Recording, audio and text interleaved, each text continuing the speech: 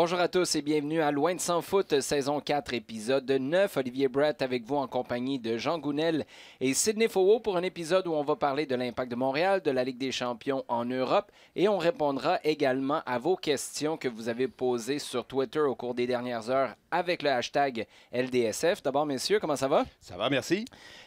Bon, on va commencer par parler de l'Impact de Montréal qui a joué son match aller quart de finale à domicile mardi en Ligue des champions. C'était face au club du Honduras, le CD Olympia, défaite de 2-1.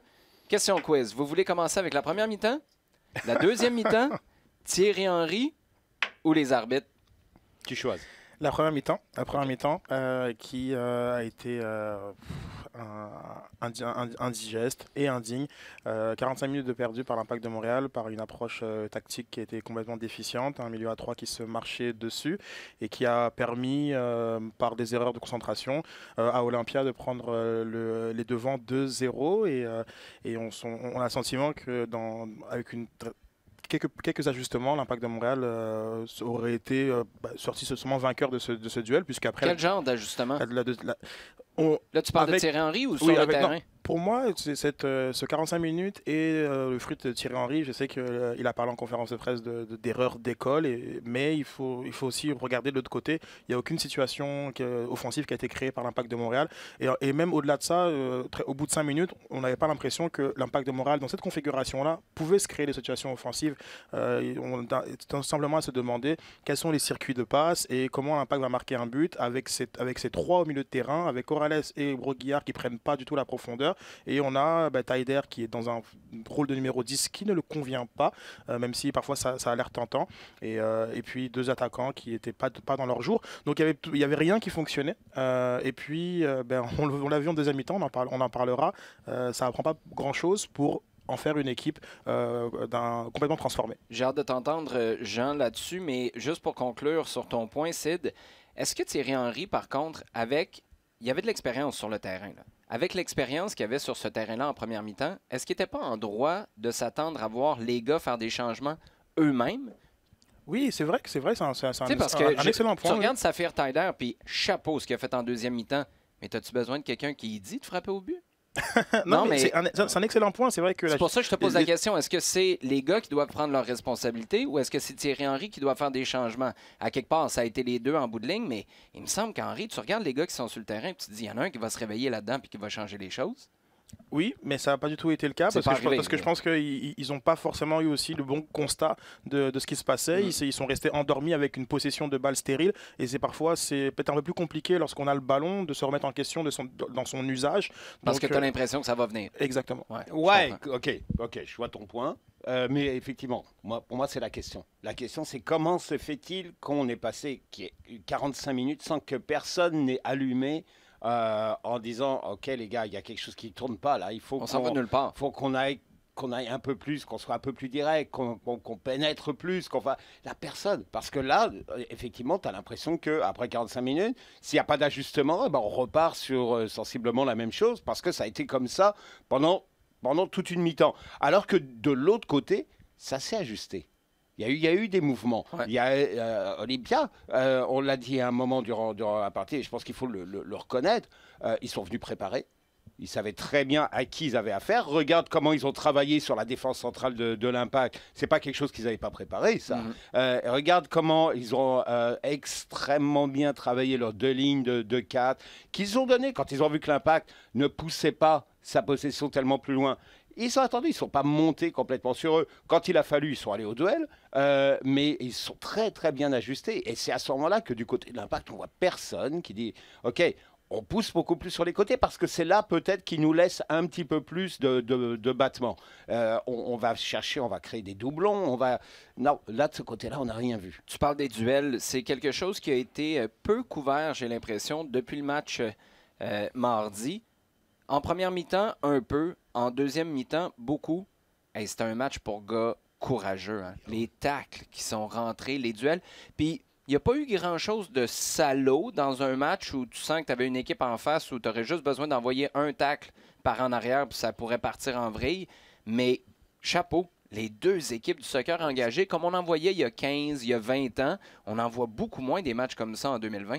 Oui, et puis crédit aussi à l'arbitre d'avoir beaucoup laissé jouer. Mais il y a eu quand même des coups, après Salo, je sais pas, mais quand même des En coups. deuxième, là, tu fais la petite intervention, puis après, Oui, c'est ça, et ouais. le petit coup de coude Ouais. qui suit. Donc, j'ai cru à un moment d'ailleurs que Taider en avait pris un assez violent. Puis, à sa réaction, ça a dû être beaucoup moins grave que moi je le voyais. Mais oui, il y a eu quand même des. C'est un vrai beau match. Et puis, je pense qu'il faut qu'on parle de cette deuxième mi-temps qui est dans l'intensité magnifique. C'est une deuxième mi-temps du caractère, un espèce de. Avez-vous déjà vu ça?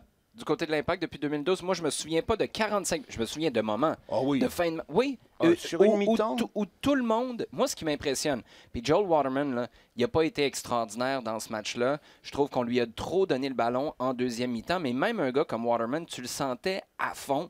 C'était pas un gars qui était un passager dans un train qui allait à toute vitesse. Là où je veux en venir, oui, mais ce que je veux dire c'est que je me souviens pas de beaucoup de périodes sur 45 minutes au complet où tu avais toute une équipe de l'Impact qui poussait, toute une équipe de l'Impact qui était prêt à mettre le pied, qui était prêt à aller chez Samuel Piette, qui est dans la surface de réparation. À 3 reprises, Moi, au moins. j'ai rarement vu ça, une équipe au complet où tu te dis, ils sont tous là, puis il n'y a personne qui est en train de tirer l'équipe vers le bas. Non, alors oui, c'est une question, mais c'est un peu rhétorique. Oui, on a dû le voir dans le passé, mais c'est vrai que c'est suffisamment rare, c'est suffisamment marquant pour qu'on en parle, hein, qu'on revienne dessus. Effectivement, dans le cas de Waterman, bon, c'est sûr qu'en deuxième mi-temps, il est passé un peu plus à droite et qu'il allait devenir l'un des alimentateurs de Conco. Ouais. Mais ce que je veux dire, c'est qu'Okongo, il a remis le ballon en arrière assez souvent, merci, alors qu'en face, tu avais un Mejia qui cherchait sa mère en s'il vous plaît. Le numéro 29, défenseur latéral gauche. On a parlé sur les côtés, c'est là qu'il aurait fallu pousser. Est-ce que c'est une petite... Ouais, mais à partir du moment, Okongo ne pouvait pas pousser plus tôt que son entrée, non, mais à partir du moment où il entre, aurais-tu voulu le voir provoquer plus? Parce que le gars en face avait plus rien. Peut-être, mais ça a le défaut d'arriver à un moment où le système de jeu va toujours arriver sur on passe à Conco. Je comprends. Et ça, tu veux éviter parce que tu veux éviter qu'il soit prévisible. Tu veux éviter qu'à un moment, les gars s'ajustent et puis commencent à le fermer à deux dans sa zone. Tu veux éviter ce genre de choses-là. Mais il est certain, bon, c'est clair que ce qu'il apporte en deuxième mi-temps et face à justement, dans probablement le trou qu'il y a en face, parce que c'est vrai, comme tu dis, de ce côté-là, Maria, il était un peu en difficulté dès qu'un joueur bougeait un peu sur le côté en première, mais en deuxième, nulle part. J'ai attrapé tes commentaires à la radio plus tôt cette semaine, Sid. Je partage tout à fait ton point de vue. Et là, on n'est pas en train de jeter la pierre à Rémi Garde. Mais Thierry Henry, dans ce match-là, sa gestion de son banc, sa gestion des changements, la vitesse à laquelle il a fait des ajustements, écoute, c'est un monde de différence avec ce que Rémi Garde faisait. Là. Rien à voir, c'est simplement rien à voir. Je répète, c'est d'abord lui qui met le 11 partant, donc ça il faut quand même lui décréditer, si je puis dire. Mais ensuite, les ajustements tactiques, le passage en 4-3-3, l'entrée de Okonkwo, Taider qui est remis dans un poste de prédilection plutôt en 8, le choix aussi de Samuel Piette, lui en deuxième 8, et c'est Wanyama qui joue en 6, tout ça a mis l'impact sur des bons rails. L'entrée enfin convaincante de Balou, parce qu'un Balou à ce niveau-là, virevoltant, provoquant, ça c'est super intéressant. Choix fort aussi de Jackson Hamel, Urruti, malgré que c'était un match qui était en dedans, on sait qu'en niveau d'énergie, il va quand même t'apporter quelque chose. Mais Jackson Hamel en avant-centre, vrai avant-centre numéro 9, qui décroche, dans un match où tu centres. Oui, aussi. Dans un match où tu centres, qui se met entre les centraux, qui dérange, la deuxième mi-temps je fais du pouce sur ce que tu viens de dire.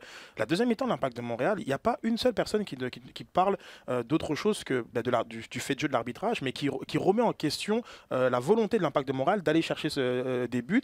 Et ça, c'est magnifique dans une défaite, parce qu'à l'inverse, on avait l'an passé des victoires complètement inintéressante. Mais là, on a maintenant quelque chose de complètement nouveau. Une défaite valeureuse, une défaite où le public se dit l'Impact de Montréal a donné tout ce qu'il avait à donner et c'est quand même satisfaisant en tant que partisan. Et à pareille date, il y a 2 ans, tu avais un Rémi Garde qui venait d'arriver et qui nous disait je regarde derrière moi, il n'y a rien sur le banc qui me permet de croire que ça va améliorer ce qui se passe sur le terrain. Et là, pourtant, tu commences bien la deuxième mi-temps et tu as Rémi Garde qui regarde sur le banc. C'est les deux mêmes gars. En fait, Balou n'était pas là à l'époque, mais il l'a été à la fin du règne de Rémi Garde. Puis Garde n'était pas particulièrement satisfait de lui, à tort ou à raison. Puis tu fais rentrer les deux gars qui n'ont pas... Ce dont on va se rappeler, évidemment, c'est la chance ratée de Jackson. Ça, dans une réalité en 2020 où tu as de la compétition, Okonkwo marque, Kyoto marque, Urruti marque, il faut que tu la mettes au fond. Ça, c'est clair. Mais quand tu regardes l'effet que Balou et Jackson ont eu, alors que, basé sur le match avant à Dallas, Jackson, tu te dis, je l'embarque pas. Basé sur le début de saison et sa dernière contribution en Ligue des Champions, Balou qui entre au Costa Rica puis qui finalement s'endort au marquage et ça permet à Saprissa de marquer, tu te dis... peut-être pas le moment de le faire entrer. Puis pourtant, lui, il dit, ces profils-là, c'est exactement de ça qu'on a besoin en fin de match. Oui, absolument. Absolument. Les gars sont rentrés et oui, dans un autre temps, on les aurait sans doute pas vus sur le terrain mardi, c'est certain. Et si le match avait eu une autre allure aussi, j'ai l'impression que Thierry Henry les faisait pas entrer. Peut-être. Maintenant, il faut regarder le niveau où était... et le possible niveau de fatigue où étaient Urruti et Kyoto, ajouté au fait qu'il y avait un constat à faire qu'offensivement, ils ne trouvaient pas la solution. Ouais. Alors que là, on fait rentrer Okonkwo dans un premier temps et les deux autres ensuite, et ils trouvent des solutions. Donc effectivement, il y a un cheminement qui est intéressant là derrière. Et pour revenir sur Balou, ce que j'ai hâte de voir, c'est ça veut dire quoi pour la suite?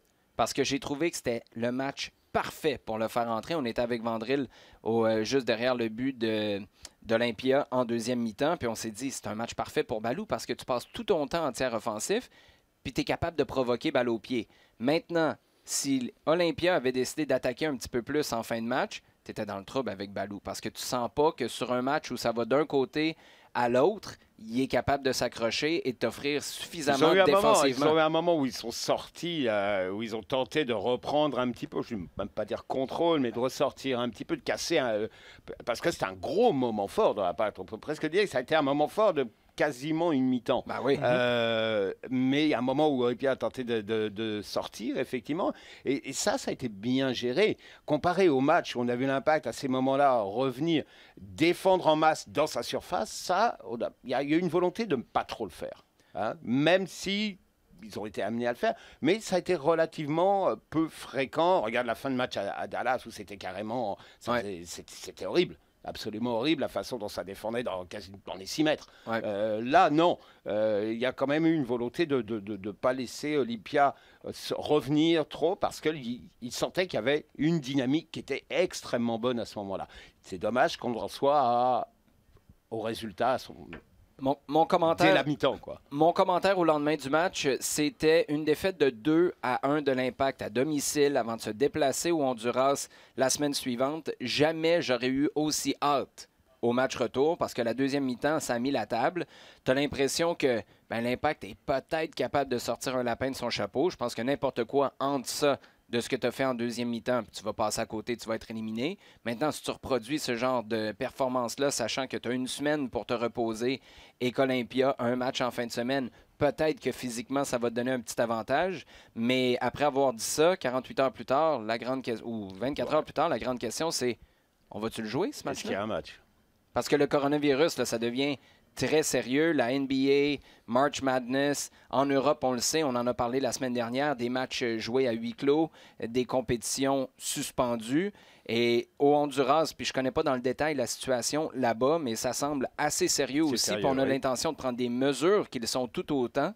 La question se pose, est-ce qu'il va y en avoir un match retour? Non, absolument. Là, il y a plusieurs degrés, il y a plusieurs niveaux de prise de décision.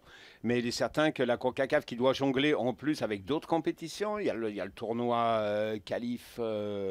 de qualification olympique qui arrive, il y a plusieurs tournois qui ont lieu et la CONCACAF va devoir gérer, va devoir prendre ces décisions-là. Et certain qu'on peut poser des grosses questions sur la tenue du match. Bon, on peut-tu poser des questions sur l'arbitre maintenant? Oui, j'avais peur qu'on passe à côté de ce sujet, même si... Non, on va pas passer à côté. Non, mais même si, bon, voilà, l'arbitrage... Tantôt, j'ai souligné que bon, moi, j'ai apprécié l'arbitrage dans sa globalité. Maintenant, ce fait de jeu, c'est complètement ubesque. Je ne comprends pas du tout qu'est-ce qui s'est passé dans la tête de l'arbitre Explique-moi. assistant. Bon, mais parce que c'est toujours ce point de vue-là qu'on prend et c'est tout à fait normal. C'est lui qui lève le drapeau, littéralement, puis qui dit « Hey, moi, j'ai vu quelque chose que toi, tu n'as pas vu, même si tu étais à 5 mètres du jeu. Puis moi, j'étais à peu près à 35 mètres de l'action avec 2-3 gars entre moi et le ballon qui a touché à une main fantôme. Selon moi, viens, on va en discuter. » Ça, c'est le point de vue de l'arbitre assistant, qui a le droit à son point de vue, qui a le droit de vouloir avoir ces quelques secondes à la TV. Parfait. Mais l'arbitre au centre, à quel moment il se dit, tu sais quoi, lui, là, faut que j'y fasse confiance à ce point-là. L'arbitre au centre, c'est complètement déchargé de ses responsabilités. Là, oui, d'autant qu'il siffle, qu'il y a une première décision.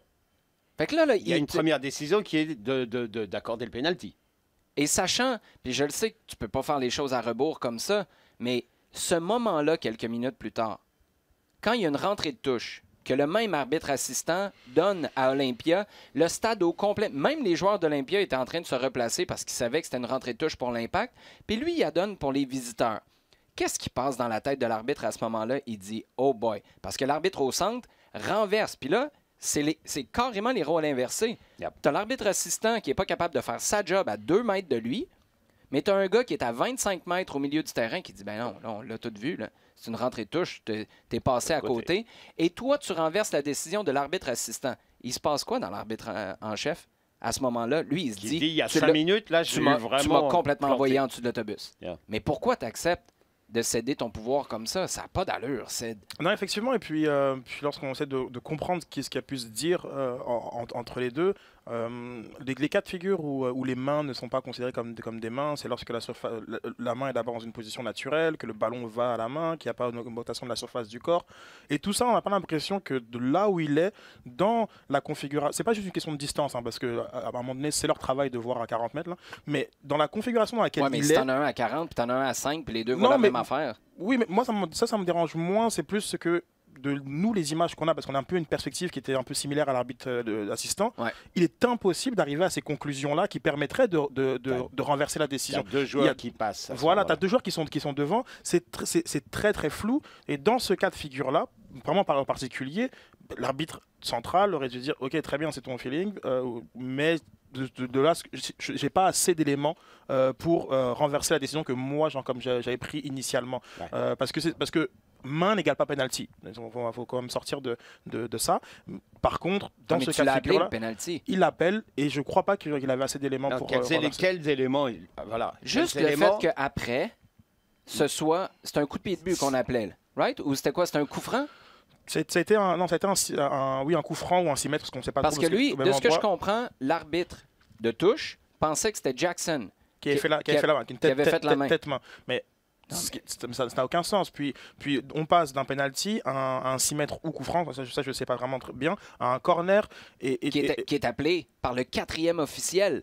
Fait que là, c'est comme s'il faut que tu t'éloignes. On était rendu là, dans pas long, c'était quelqu'un au Centre Bell qui allait appeler puis qui allait dire non, en passant, le match est terminé, les gars, faudrait siffler. Pourquoi on n'a pas de VAR, mais... Non, mais tu sais, moi, j'ai eu beaucoup de difficultés à avaler celle-là, les gars.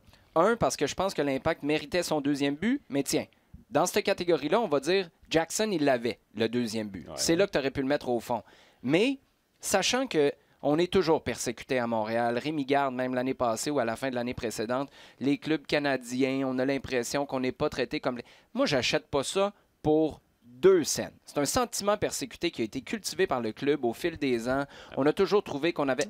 Ouais. Moi, je pense que sur l'année, il ne faut pas oublier qu'à Dallas, l'arbitre va à la reprise vidéo, puis finalement, on dit qu'il n'y en a pas de main dans la surface de réparation, puis l'Impact s'en tire sans pénalty qui aurait pu priver l'équipe d'un point sur la route. Donc, sur la saison, là, je pense que tu arrives even en bon français. Mais là-dessus, ce gars-là ne peut plus arbitrer un match de Ligue des Champions comme arbitre assistant. Là. Tu me fous ça. Non, mais pour vrai.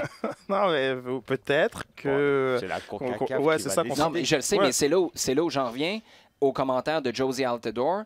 Quand Josie Altidore embarque sur Twitter pour dire que ça n'a pas de bon sens qu'on n'ait pas la reprise vidéo, en se basant sur une séquence qui favoriserait son pire ennemi dans la Ligue, c'est sûr qu'après, il a rajouté, ben, si c'est pour arriver à quelqu'un, aussi bien arriver à l'Impact de Montréal. Mais au départ, il dit, c'est une joke qu'il n'y ait pas de reprise vidéo. Ouais, même pas de reprise vidéo, tu as la même question à te poser. Est-ce que de ma position, puis je reviens à ce que tu disais, Sid, tantôt, c'est impossible que la réponse soit oui. Est-ce que de ma position, je suis capable d'être certain qu'il y a une erreur claire qui a été commise par l'arbitre qui était à 5 mètres de l'action?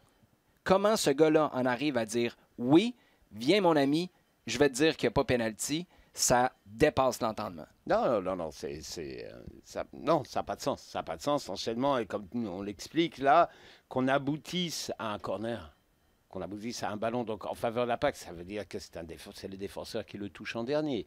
S'ils le touchent en dernier, on voit mal comment ils le touchent. Je suis mêlé, Jean.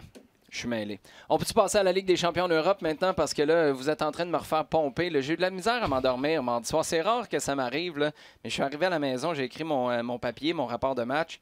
Arrivé à la maison vers 1h moins quart, 1h. Je ne me suis pas endormi avant 2h. Je ne sais pas si... je pense que moi aussi, j'ai été concacafé un peu ce jour-là. Leipzig qui l'emporte 3-0 sur Tottenham. José Mourinho, la Ligue des champions... un petit peu compliqué gérer ça. Là. Défaite de 4-0 au cumulatif. Et on va dire un gros merci à Hugo Lloris pour le cumulatif, dans le sens où au match aller, ça aurait pu être vraiment plus compliqué. Ça aurait pu être bien pire, effectivement.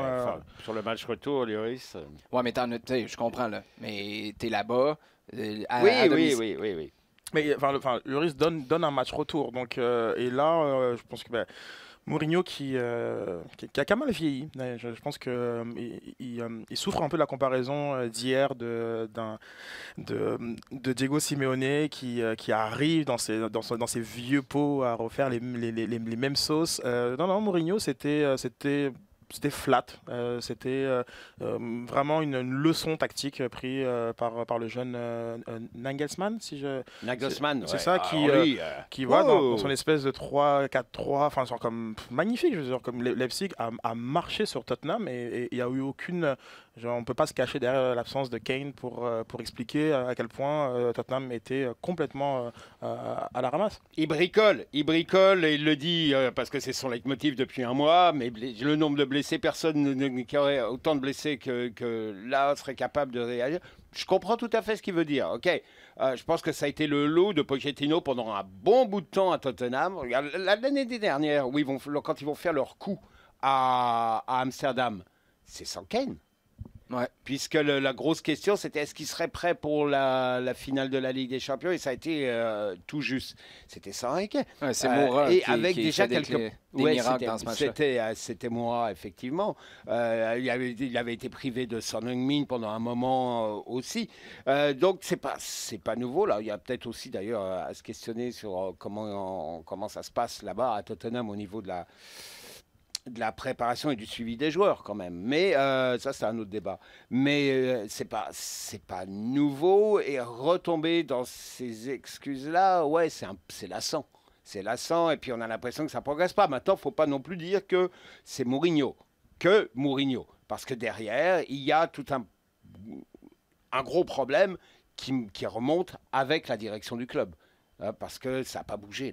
Il n'y a pas eu volonté de renouveler l'effectif. Il y avait des joueurs qui auraient dû partir, certainement. Il y a eu pas mal de discussions qui n'avaient pas abouti à un moment où elles auraient dû aboutir avec Rose, avec Eriksen.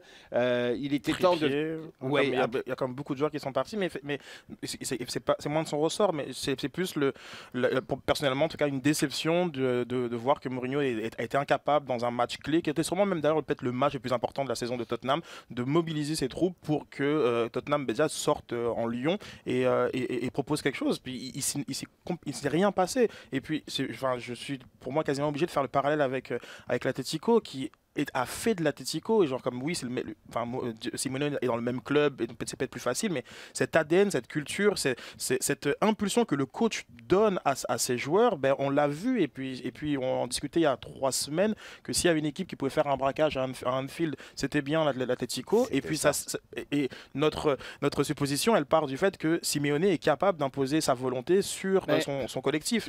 Mourinho ne peut plus faire ça. Je veux faire du pouce là-dessus parce que non seulement Mourinho n'est pas en train de le faire à Tottenham, mais il ne l'a pas fait à United. Là, c'est un scénario qui se répète. Et de voir Liverpool être battu, bon, ça s'est rendu en prolongation, 3-2 par l'Atlético qui gagne finalement 4-2 au cumulatif. Mais la grosse différence que je vois, c'est que Simeone semble toujours avoir une grosse dose de confiance en son monde. José Mourinho, tu as la liste d'excuses prête avant que le match commence pour la conférence d'après-match. Et c'est là la différence. Puis là, tout d'un coup, on a besoin... C'est pour ça que tu as toujours besoin de signer des joueurs. Puis là, finalement, ça ne fonctionne pas. Mais tu sais, ça n'a pas fonctionné parce que tel gars ne se comporte pas bien. Et bref, il y a toujours des excuses externes. Alors que Simeone a l'air de beaucoup plus prendre sur lui. Et ça, quand tu combines à une confiance en ton groupe, puis quand ça va moins bien, lui est capable d'attirer l'attention sur sa propre personne pour en enlever un peu de cette pression sur son équipe, bien, ça fait un monde de différence. Puis un monde de différence, c'est ce que tu as en ce moment. Entre Diego Simeone, puis si on vous avait dit ça il y a 10 ans, les gars, entre Diego Simeone puis José Mourinho, il n'y a pas photo là en ce moment. Non, c'est sûr que Simeone ne donnait pas l'impression du gars qui allait durer. Je crois qu'il y a déjà, vraiment une intelligence déjà du cœur, parce que toi et fois, tu as l'impression qu'il va faire une crise cardiaque. Et... ça, c'est non, mais extraordinaire. Non, mais à un moment donné, tu te dis, c'est pas vivable. Là. Tu peux Pour pas. Mourinho. Imagine être chez eux. Diego Simeone. Sa femme. Ça doit être, à moins qu'il soit un gros nounours pantouflard à la maison.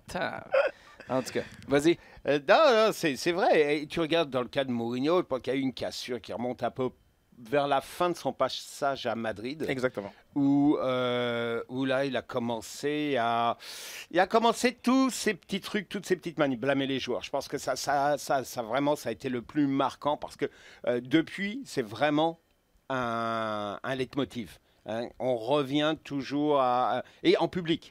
Hein, quand Simeone il a quelque chose à dire à quelqu'un, ça va être entre quatre yeux dans son bureau. Et c'est ce que Mourinho faisait à Chelsea la première fois, parce qu'il ramassait les gars dans son vestiaire, mais ça restait là. Tu as tout à fait raison. À partir du moment où ça sort publiquement, là, c'est un autre bateau.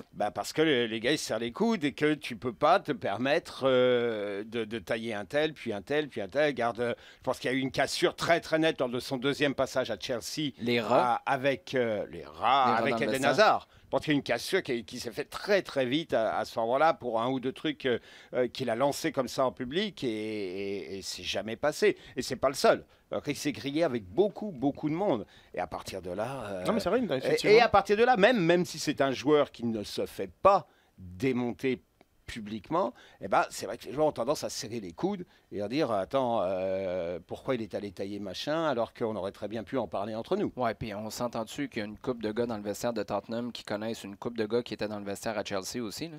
Oui, mais c'est pas long que ça se parle. Non, mais et à United, ça se parle. Genre, dans son sens, United, parce que je veux dire, encore. Là, en ce moment, on n'a pas parlé la semaine passée, genre avec le United qui a battu City et qui commence à montrer des signes d'une renaissance assez intéressante. Mais si on repart à l'éviction de Mourinho, Solskjaer ne fait rien et Manchester gagne 15 matchs de suite, tout simplement parce que Mourinho part et puis Pogba et sa bande décident enfin, genre comme c'est bon, il est parti. C'était l'effet Mourinho. Oui, mais c'est vrai. Donc il y a effectivement, non, il s'est un peu ringardisé et même dans Thierry Henry, par exemple, moi, m'a beaucoup agréablement surpris, je reviens, excusez-moi, à domicile, à son activité sur le banc de touche. Et quand on parle de vouloir imposer sa volonté sur son collectif, c'est un coach qui était très proactif durant le match, et ça, c'est super fascinant à regarder, de toujours donner des consignes. Mourinho est devenu passif, on est très loin de Mourinho, justement, de Chelsea, de l'Inter, de Porto, et du première année à Madrid, mais et voilà, l'impression qu'il subit, il est déjà dans sa conférence de presse, il est déjà ailleurs, il est déjà dans son prochain contrat et qu'il n'est plus l'homme de la situation. Et ça, c'est bon, voilà, c'est regrettable. Moi, je reviens lorsqu'il est parti de Manchester United, Martin Tyler, qui est un descripteur très réputé en Angleterre, qui a une énorme expérience, qui avait dit sur les ondes de Sky Sports j'ai l'impression qu'à ce stade-ci de sa vie, oublier sa carrière, José Mourinho a besoin de quelqu'un qui vient mettre son bras autour de son cou et lui demande « ça va-tu? » Et c'est ça qu'on ressent. Tu as parlé d'un gars aigri, c'est un gars amer qui a toujours le goût de se coltailler avec les médias, qui a toujours le goût de se coltailler avec les arbitres, avec son groupe même. Puis à quelque part, ben, tu as peut-être juste besoin de prendre une pause, d'arrêter d'enchaîner les contrats les uns après les autres. Puis je sais que ça vient de commencer à Tottenham. Et juste te dire, time out, là. Peut-être qu'il y a quelque chose qui ne va pas. Tout à fait d'accord sur sa période avant journalistique ou consultant, où effectivement aigri. Là, il a l'air détaché. Donc pour moi, c'est complètement, c'est autre chose. J'ai pas du tout l'impression qu'il est là pour coacher. Il est sur son banc avec son assistant. En même temps, tu es à Tottenham où quand Pochettino est parti, je pense que tout le monde s'est dit, bon, ça s'en va pas dans la bonne direction. C'est l'année prochaine, s'ils se mettent à recruter comme il faut, ou là, au mois d'août, au mois de septembre, bon José Mourinho pourrait très bien commencer à se reprendre la tête avec des journalistes qui vont poser des questions sur ces gars-là qui viennent d'arriver. C'est sûr, oui, absolument. Maintenant, regarde, où Tottenham va en être à ce moment-là, parce que ils sont vu comment bon. On ne sait pas ce qui va se passer à plusieurs niveaux au niveau de la Première Ligue. Ils jouent contre United en fin de semaine en passant. Ouais, mais c'est pas impossible non plus qu'ils finissent avec une place en Ligue des Champions. C'est pas impossible. C'est pas impossible, mais c'est possible que non. Ça marche que ça non, comme mais phrase? vu comment ça se passe. Non, mais c'est vrai qu'avec le cas de City, on ne sait pas si la 5e place est qualificative. Donc, et puis, il y a une sorte il y a un bloc là qui sont à 4-5 points les uns les autres. Ça bouge même Arsenal 10e, il pense à la Ligue des Champions. Voilà. Donc, Revenons-y justement à la Ligue des Champions. Atalanta, on va passer vite là-dessus si vous le permettez. On aime Atalanta. On aime Atalanta. Ouais, mais justement, on va les voir encore un petit bout parce que ça a été une victoire des Italiens 8-4 au cumulatif contre Valence qui a été battu 4-3 à la maison. 8 buts quand même en 2 matchs. Atalanta, c'est fascinant ça comme saison pour le club italien. Et l'équipe dont on n'a pas parlé, c'est celle qui finalement va se retrouver en quart de finale. Paris Saint-Germain qui gagne 2-0 à la maison, 2-2 au cumulatif, mais étant donné qu'on avait marqué lors de l'aller à Dortmund, ben Paris est pas champion. Et Paris 3-2, pardon. 3-2. Et passé au prochain tour. Oui, effectivement, Parisiens qui brisent leur malédiction. Ça faisait 3 années qu'ils se faisaient éliminer en 8e de finale retour. Tout d'un coup, c'est un petit peu différent quand Neymar est présent au match retour, qui est collectivement assez solide. Les Parisiens assez appliqués, assez sérieux. Puis une équipe d'un standard Ligue des Champions, chose qu'on ne voyait pas vraiment par le passé. Et puis oui, il y a différents paramètres qui ont permis ça, et des choix forts, avec notamment Thiago Silva, qui, aussi talentueux qu'il soit, semble mentalement est un peu friable, donc son absence a aidé.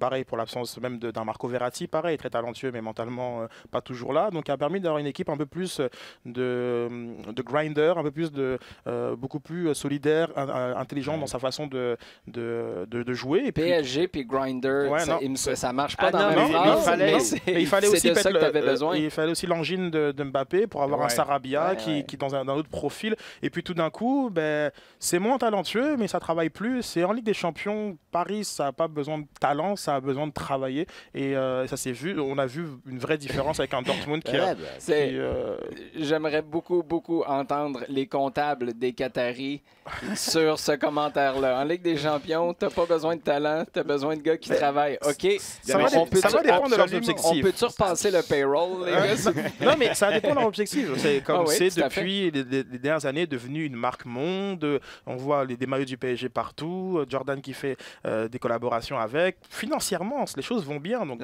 dépendamment des objectifs qu'ils ont, la marque PSG va bien. Sportivement, ça va pas du tout. Enfin, non, j'exagère. Sportivement, c'est loin de ce qu'on pourrait s'attendre. Et puis là, bravo, félicitations. Hein, c'est la marque monde, mais la marque de commerce, c'était d'être éliminé en ronde des 16. Là, tu viens quand même de t'enlever un gros poids des épaules. Ah oui, parce que le piège, il était là. On avait dit qu'il y avait quand même de quoi être relativement confiant du côté parisien après le match aller. N'empêche qu'il y avait... il y a eu l'histoire. Il y a eu l'histoire, et puis avec ce même groupe qui a déjà vécu ces traumatismes-là, ça travaille dans les têtes. On ne va pas dire il y a 5 ans parce que les gars n'étaient pas là, c'est autre chose. Mais il est certain que ça travaille dans les têtes et que... Ça ne te joue à pas grand-chose. Tu rates une occasion, tu es très rapidement dans le match, tu te mets à douter. Voilà, ça part n'importe quoi, n'importe comment. Mais c'est vrai, ce que dit Sylvain, c'est une équipe c'est une équipe de travailleurs là qu'on a vu. C'est une équipe qui tactiquement c'est pas prise pour une autre. Ça a bossé. Idrissa Gueye, ça reste une super bonne occasion qu'ils sont allés chercher, hein, franchement. Et puis voilà, il y a plus le besoin. Et ça, bon, peut-être que c'est quelque chose qui est rentré dans les têtes maintenant. Il n'y a plus besoin de paillettes. Il n'y a plus besoin, tu sais qu'elles sont là. Hein, on les vend. Ouais. On les vend, les paillettes. Maintenant, il faut montrer sur le terrain que c'est autre chose et qu'on est capable d'aller au mastic. Bien hâte de voir ce que ça va donner en quart de finale. Si vous le permettez, messieurs, passons au sujet chaud maintenant avec, pour commencer, une question de Karim Bawa. En revenant sur le match de mardi, est-ce que c'était l'absence de Boyan qui a nui offensivement? Et là, on parle pour aller chercher le deuxième but, je présume. Ou est-ce que l'Impact a encore besoin d'un attaquant pour être bien nanti offensivement? C'est certain que Boyan, son absence dans un groupe comme l'Impact de Montréal nuit. C'est un fait. Maintenant, particulièrement sur le match passé, avec la deuxième mi-temps qui a été faite, avec le 75% de possession, avec le 20 tirs contre 5, est-ce que c'est Boyan qui manquait? Non. Peut-être un peu plus de réussite, de jouer à partir de la première minute et pas à partir de la 46e. Mais particulièrement sur ce match-là, j'ai envie de dire que non, c'est pas Boyan qui manquait, c'est de la réussite, c'est de l'envie, c'est les ajustements tactiques qui ont dû être faits. Et puis, l'Impact, avec 5 minutes de plus, aurait marqué ce but égalisateur. Donc, j'ai envie de dire que même si un attaquant supplémentaire, donc, comme ne nuirait pas, je ne crois pas. En as-tu besoin en ce moment? En fait, tantôt on a un peu discuté, mais à quel niveau sont, je pense qu'il y aura la question de Carlos Tant aussi, mais à quel niveau sont effectivement Balou ou Jackson Hamel? Il y a la Palainen aussi qui n'est pas entré encore. Qui n'était pas là non plus. Mais à quel niveau de jeu ils sont véritablement? Est-ce que ça, c'est leur standard? Je pourrais quasiment te répondre non.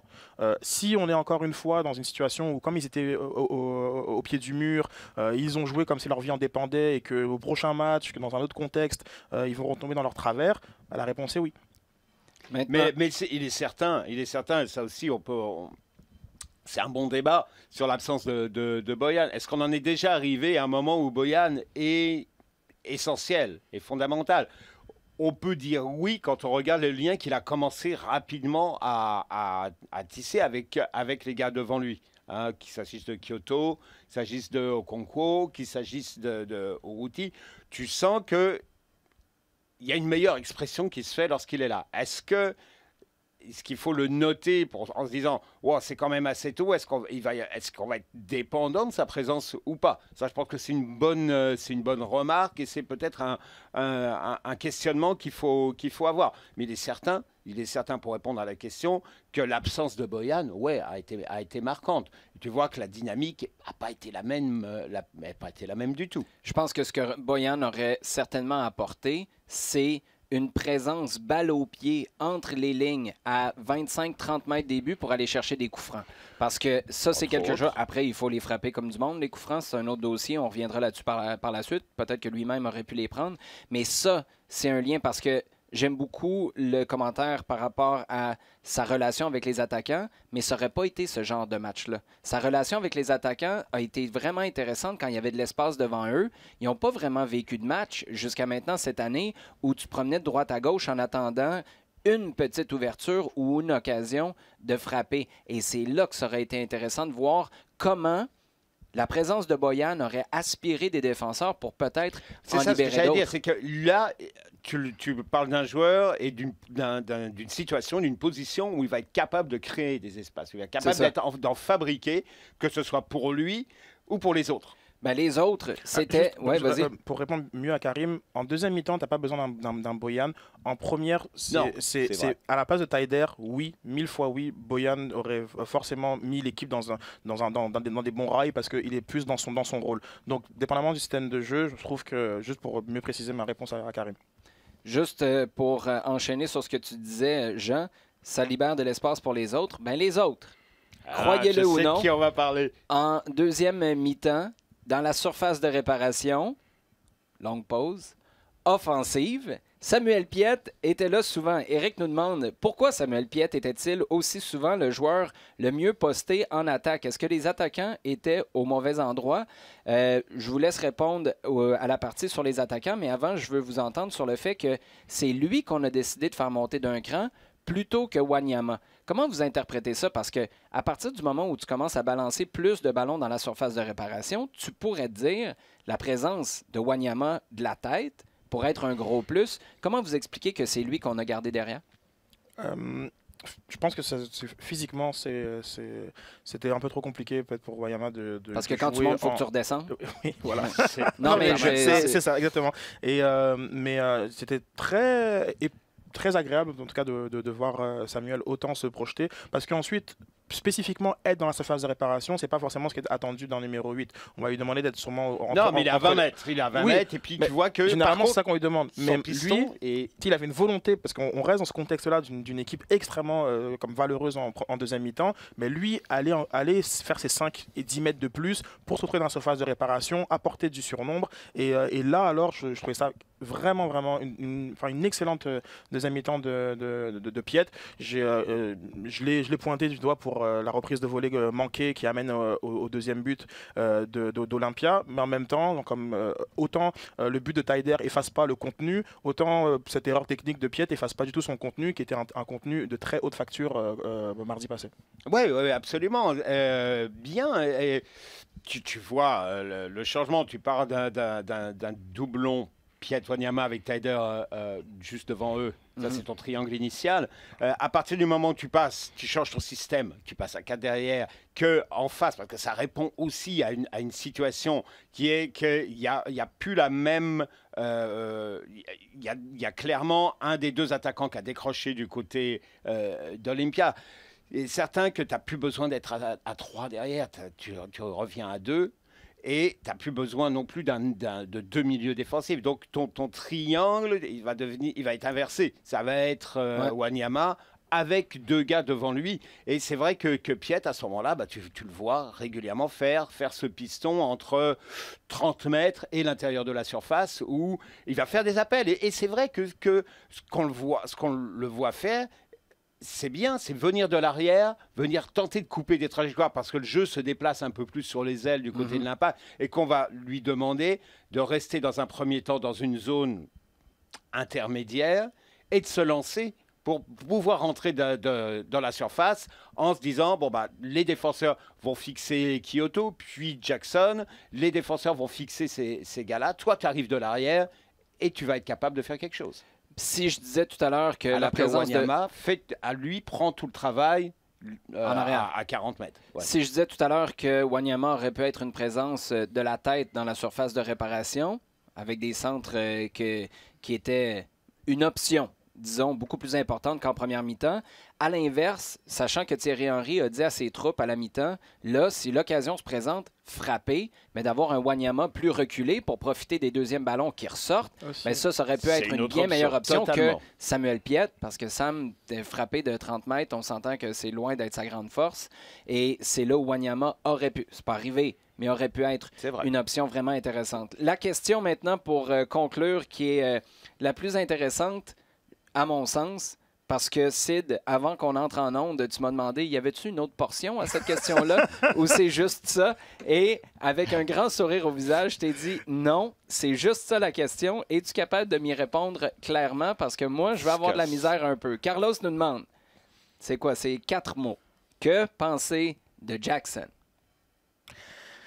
Beaucoup de choses. Puis on ne s'est pas parlé depuis une semaine. Hein? Non, fait que là, il faut rentrer. La première mi-temps mardi où il n'était pas là, son entrée, puis son match à Dallas où il a commencé avant d'être sorti à la 55, 57e. À l'heure de jeu. 12 secondes après, Tu avais Okonkwo qui jouait un rôle important sur le premier but de l'Impact. Okonkwo qui venait de remplacer Jackson. Tout à fait. Okonkwo qui rentre. Bon, maintenant que je t'ai résumé ça. Un coup de boule. Qu'est-ce que tu penses de Jackson? Ben en fait, c'est ça. Genre, il souffre, dans ce cas de figure, il a souffert de la comparaison avec Orji, qui tout de suite avait apporté un plus indéniable à Dallas. Son match à Dallas, je résumais statistiquement, c'était 0 tir tenté, 2 dribbles et 2 fautes subies. Donc c'était pauvre, très très pauvre. Maintenant, tout le monde a été mauvais à Dallas, en tout cas dans la première heure de jeu. On va lui donner ça. Jackson Hamel, je pense qu'il faut qu'il sorte d'une espèce de zone dans laquelle est aussi Balou, qui effectivement, qu'à chaque match, on le regarde en se demandant est-ce qu'il a sa place. Et ça, c'est pas normal pour un joueur de foot professionnel. Genre, il devrait avoir des performances, des hauts, des bas. Mais je pense qu'ils se mettent dans des positions où à chaque rentrée, tu as l'impression, écoute mon petit, c'est ta dernière chance, montre-nous que tu as ta place.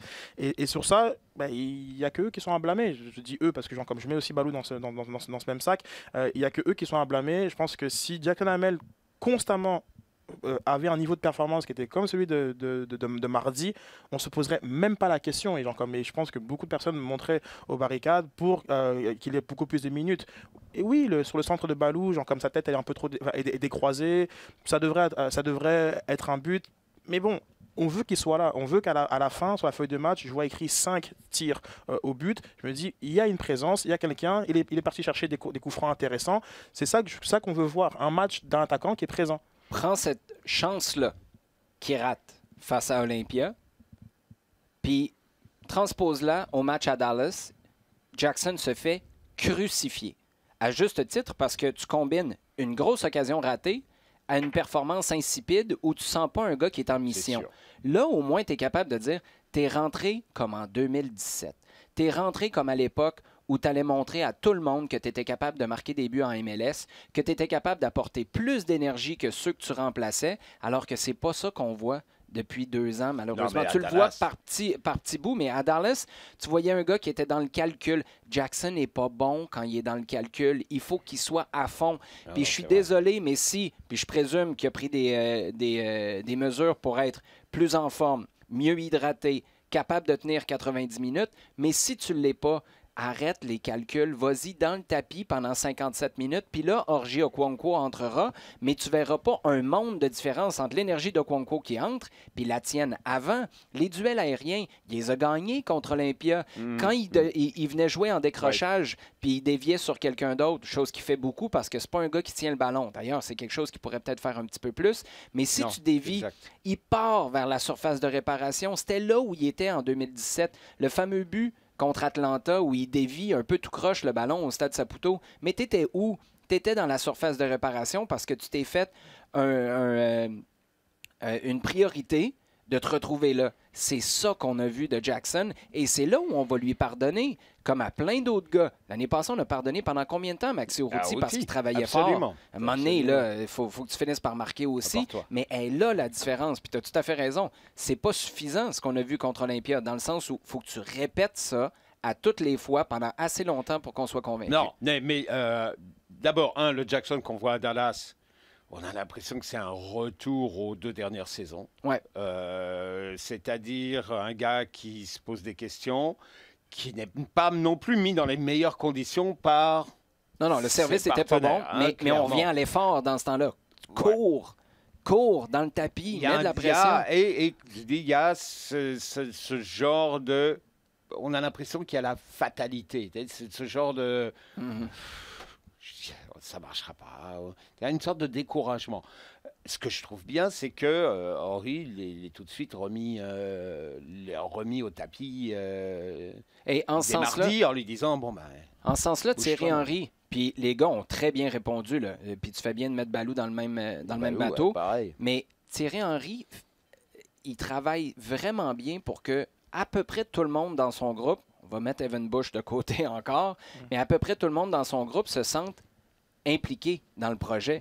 Parce que Jackson, là, ça aurait été facile de dire, tu sais quoi, il y a des gars qui sont assez bons, il y a des gars qui marquent, on a la possibilité de changer le système, on va te laisser de côté pendant 3-4 semaines ou jusqu'à temps qu'on ait vraiment besoin de toi. 3 jours plus tard, tu le rembarques, tu lui donnes une grosse tape dans le dos, puis tu le vois plus motivé que jamais, avec une fin qu'on n'a pas beaucoup vu depuis 2 ans. Chapeau à Jackson, chapeau à Balou, mais chapeau à Thierry Henry qui a permis à cette situation-là d'arriver. Regarde la façon dont il a sorti des lapins sur les matchs précédents avec Sejdic, Chaume. Ouais. Et regarde, tout le monde a eu du temps de jeu. Prenant en compte aussi les blessures qui font que... il a dû bouger un petit peu. Oui, mais Chamet Chaume était là, puis il était là avec Sejdic à la place. Ben voilà, exactement. Donc tout le monde, pour l'instant, est partie prenante et est impliqué. Oui, non, je vais juste revenir au niveau de l'émotion. Moi, il y a une belle image sur le penalty non accordé, mais on le voit comme célébré, on le voit vraiment avec une rage, avec une énergie, et ça doit devenir son standard. Quand je réinsiste sur ça, ça doit devenir son standard à Jackson. On ne peut plus attendre moins que ça. Et lui, s'il veut continuer à 27 ans maintenant... avec un contrat d'1 an seulement, c'est... Oui. Tout à fait. Donc, si lui il veut continuer à avoir une carrière professionnelle, il doit jouer à ce niveau-là et progresser, parce que c'est vrai que cette occasion nette, il faut la mettre au fond. Et j'ai la conviction, moi, que si Jackson se présente avec cette attitude-là, peut-être pas comme partant, parce que tu as des gars en ce moment qui démarrent devant lui et c'est tout à fait correct. Tu as peut-être des gars qui vont arriver en cours de route, c'est tout à fait correct. Mais question qualité-prix, puis on verra, là, parce que son salaire a été revu à la baisse par rapport à ce qu'il y avait dans son année d'option. Bien, question qualité-prix, comme remplaçant, gars de la place, il est capable de t'apporter quelque chose. Mais pas quand c'est le gars que tu as vu à Dallas. Non. Quand c'est le gars que tu as vu à Olympia. C'est certain. Absolument. Et en conclusion, si je voulais faire une sorte de synthèse des 3 questions qu'on vient d'avoir là, quand on arrive, c'est de se dire que finalement, l'effectif, il est pas mal. Oui, parce que, il est pas mal. Je reviens à Lapalainen, Boyan n'était pas là, Camacho pas là, Raitala pas là. Et ça en fait du monde. Wanyama qui commence ses premières minutes. Ouais. Au bout du compte, tu te dis, regarde, je pense que ce club-là, cette équipe-là est capable de tourner avec ce groupe pendant un certain temps. On va arriver à une période de transfert durant l'été où là, on sera pas mal plus au clair au niveau de la MLS déjà, au niveau de comment l'équipe tourne. La CONCACAF sera derrière, quoi qu'il arrive, ce sera passé. Donc il y a une vision un peu plus claire et là, peut-être qu'il y aura des ajustements à faire. Mais je pense que pour le moment, sur les 4 mois qui viennent, c'est pas un mauvais groupe. Moi, ce que je retiens surtout, Jean, qui n'est pas appauvri du tout. Ce que je retiens, c'est que tu viens de nous dire que le coronavirus ne va pas faire en sorte que la Ligue des champions va être arrêtée complètement et que la MLS va être suspendue complètement. Il y a 2 matchs suspendus pour la fin de semaine. Hein. Bon, arrête de ruiner ce que tu viens tout juste de dire il y a un instant. Là, ça s'en va. Je suis très fort pour ça, moi. Les gars, merci beaucoup. Grand plaisir. Très hâte de vous retrouver la semaine prochaine où on aura, si le match se joue au Honduras, on aura une réponse à savoir si l'Impact continue ou non son parcours en Ligue des champions. Merci beaucoup. Merci à vous d'avoir été à l'écoute. Vous pouvez consommer notre contenu comme à l'habitude sur le rds.ca/balado-diffusion et sur les applications RDS ainsi que iHeartRadio. N'oubliez pas jusqu'à la semaine prochaine de nous poser vos questions sur Twitter, #LDSF.